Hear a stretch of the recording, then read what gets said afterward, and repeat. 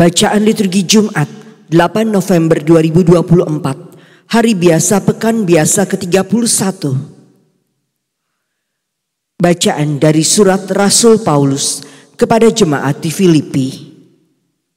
Saudara-saudara, ikutilah teladanku dan perhatikanlah mereka yang hidup seperti kami.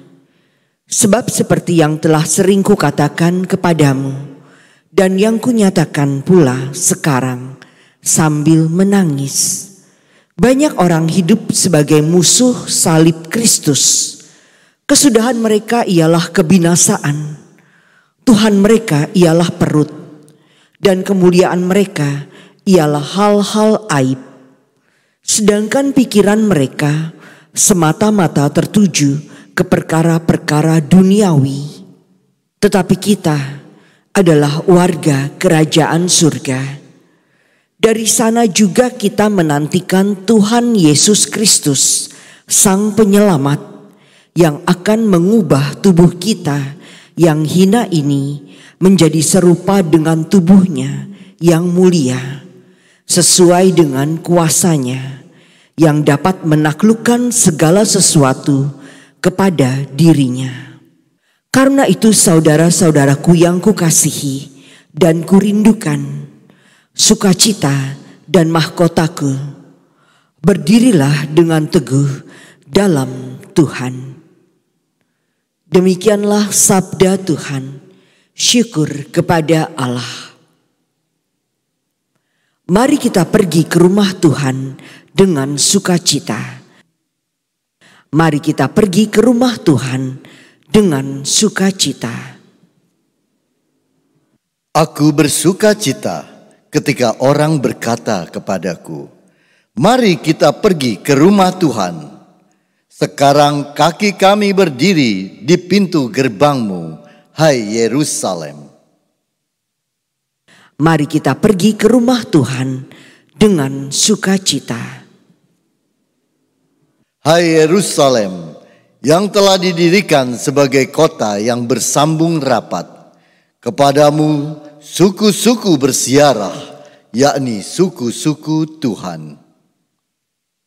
Mari kita pergi ke rumah Tuhan dengan sukacita.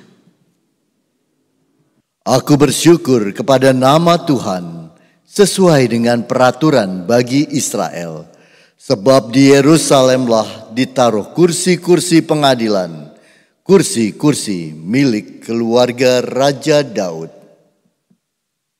Mari kita pergi ke rumah Tuhan dengan sukacita. Haleluya, haleluya, haleluya. Sempurnalah kasih Allah dalam hati orang yang mendengarkan sabda Kristus. Haleluya, haleluya, haleluya, haleluya, haleluya, haleluya.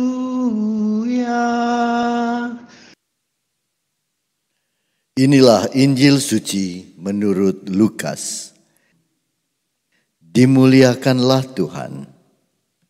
Pada suatu ketika berkatalah Yesus kepada murid-muridnya, "Ada seorang kaya yang mempunyai seorang bendahara. Kepadanya disampaikan tuduhan bahwa bendahara itu menghamburkan miliknya. Maka si kaya itu memanggil bendaharanya dan berkata, 'Apakah yang telah kudengar tentang dirimu? Berilah pertanggungjawaban atas urusanmu, sebab engkau tidak boleh bekerja sebagai bendahara lagi.' Berkatalah bendahara itu dalam hatinya, 'Apakah yang harus kuperbuat? Tuanku memecat aku dari jabatanku, mencangkul aku tidak dapat, mengemis aku malu. Aku tahu apa yang akan kuperbuat, supaya apabila aku dipecat dari jabatanku sebagai bendahara, ada orang yang mau menampung aku di rumah mereka. Lalu ia memanggil satu demi satu orang yang berhutang kepada tuannya. Berkatalah ia kepada yang pertama, "Berapa besar utangmu kepada tuanku?" Jawab orang itu, 100 tempayan minyak. Lalu kata bendahara itu, "Inilah surat hutangmu. Duduklah dan buatlah surat utang lain sekarang juga, 50 tempayan." Kemudian ia berkata kepada yang lain, "Dan saudara, berapa utangmu?" Jawab orang itu, 100 pikul gandum. Katanya kepada orang itu, "Inilah surat utangmu. Buatlah surat utang lain 80 pikul." Bendahara yang tidak jujur itu dipuji tuannya, karena ia telah bertindak dengan cerdik.